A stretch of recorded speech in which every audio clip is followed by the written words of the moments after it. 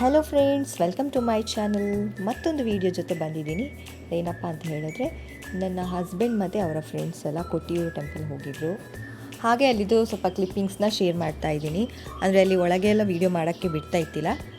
ಎಷ್ಟಾಗುತ್ತೋ ಅಷ್ಟು ವೀಡಿಯೋನ ನಿಮ್ಮ ಜೊತೆ ಶೇರ್ ಮಾಡ್ತಾಯಿದ್ದೀನಿ.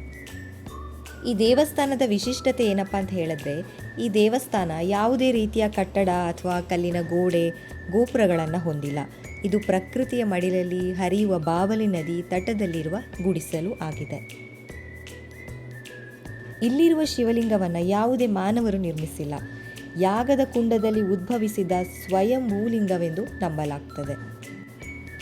ಈ ದೇಗುಲ ವರ್ಷದಲ್ಲಿ ಕೇವಲ 27 ಅಥವಾ 28 ದಿನಗಳ ಕಾಲ ಮಾತ್ರ ತೆರೆದಿರ್ತದೆ. ಮಲಯಾಳಂ ಕ್ಯಾಲೆಂಡರ್ ಪ್ರಕಾರ ಮೇ ಅಥವಾ ಜೂನ್ ತಿಂಗಳಲ್ಲಿ ವೈಶಾಖ ಮಹೋತ್ಸವ ಎಂಬ ಜಾತ್ರೆ ಆರಂಭ ಆಗ್ತದೆ.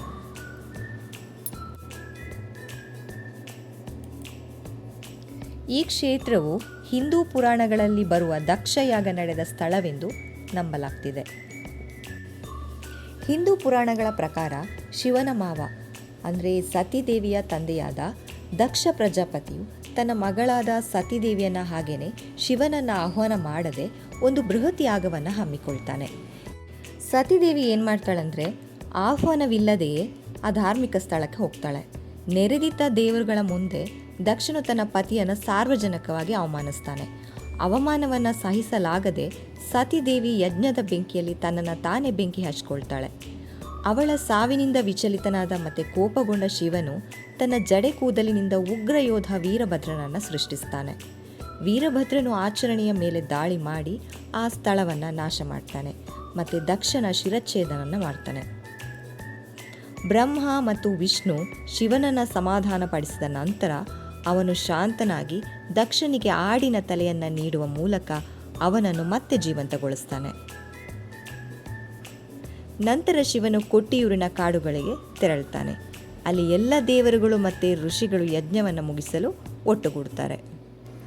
ದಂತಕಥೆಗಳ ಪ್ರಕಾರ ಈ ಸ್ಥಳವು ಬ್ರಹ್ಮ, ವಿಷ್ಣು ಮತ್ತು ಶಿವ ಸೇರಿದಂತೆ ವಿವಿಧ ದೇವರುಗಳು ಮತ್ತು ಋಷಿಗಳು ಒಟ್ಟುಗೂಡಿದ್ರು. ಮಲಯಾಳಂನಲ್ಲಿ ಕೂಡಿ ಅಂದರೆ ಒಟ್ಟಾಗುವುದು ಮತ್ತು ಊರು ಅಂದರೆ ಸ್ಥಳ ಅಂದರ್ಥ. ಇದು ಕೊಟ್ಟಿಯೂರು ಎಂಬ ಹೆಸರಾಗಿ ಮಾರ್ಪಟ್ಟಿದೆ.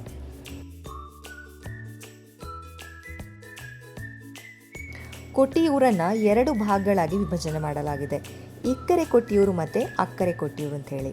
ಇಕ್ಕರೆ ಕೊಟ್ಟಿಯೂರು ವರ್ಷ ಪೂರ್ತಿ ತೆರೆದಿರುತ್ತದೆ.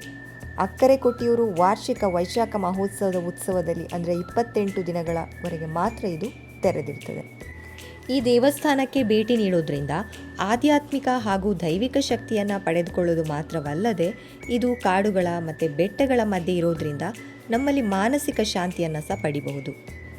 ನನ್ನ ಪುಟ್ಟದಾಗಿರುವಂತಹ ಈ ವಿಡಿಯೋ ನಿಮಗೆ ಇಷ್ಟ ಆದರೆ ಪ್ಲೀಸ್ ಲೈಕ್ ಮಾಡಿ, ಶೇರ್ ಮಾಡಿ, ಕಮೆಂಟ್ ಮಾಡಿ, ಜೊತೆಗೆ ಸಬ್ಸ್ಕ್ರೈಬ್ ಮಾಡಿ. ಹಾಗೆಯೇ ಪಕ್ಕದಲ್ಲಿರುವ ಬೆಲ್ ಐಕಾನ್ನ ಕ್ಲಿಕ್ ಮಾಡಿದ್ರೆ ನಾನು ಹಾಕ್ತಾ ಇರುವಂತಹ ಹೊಸ ವೀಡಿಯೋಸ್ನ ನೋಟಿಫಿಕೇಷನ್ ನಿಮಗೆ ರೀಚ್ ಆಗುತ್ತೆ.